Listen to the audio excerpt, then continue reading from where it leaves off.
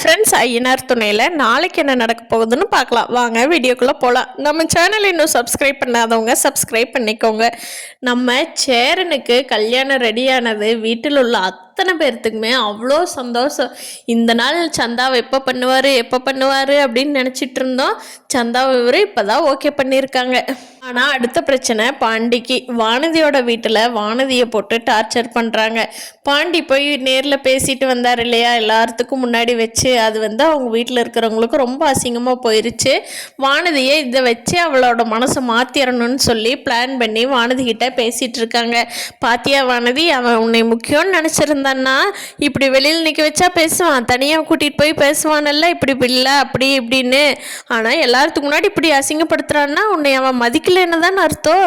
ஏண்டி, நாங்களெல்லாம் உங்களை எப்படி பார்த்துக்குறோம், ஆனால் அவன் உன்னை நினச்சிருந்தான்னா இப்படி ஏன் தெருவில் வச்சு பேசிட்டு போகிறான் அப்படின்னு சொல்லி வானதியோட வீட்டில் வானதி மனசை மாத்துறதுக்கு எல்லாருமே சொல்லி கொடுத்துட்ருக்காங்க.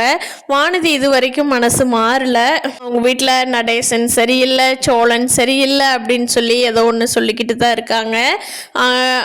பாண்டிக்கிட்ட வானதியோட அண்ணன் அடிதடிக்கு வர்றதோ அப்படி ஏதோ ஒன்று அடுத்து நடக்க போகுது. வானதியோட மனசை மாற்றிட்டு அடுத்து அப்படி தான் முயற்சி பண்ணுவாங்க. பார்க்கலாம் வானதி பாண்டியோட லவ் ஸ்டோரி எப்படி போகுது அப்படிங்கிறத.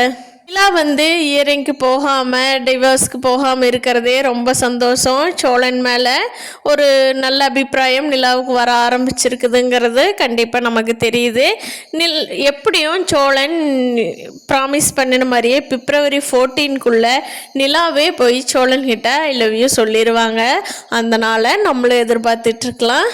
பரவாயில்ல, ஐயனார் துணையில் நல்ல நல்ல மூவ்ஸாக போயிட்டுருக்கு. பார்க்கலாம் ஃப்ரெண்ட்ஸ், அடுத்தடுத்து சுவாரஸ்யமாக என்னென்ன கொண்டுட்டு போகிறாங்கங்கிறத. இந்த வீடியோ பிடிச்சிருந்தா லைக் பண்ணிக்கோங்க. நீங்கள் என்ன நினைக்கிறீங்க என்ன கீழே கமெண்ட் பண்ணுங்கள். தேங்க்யூ.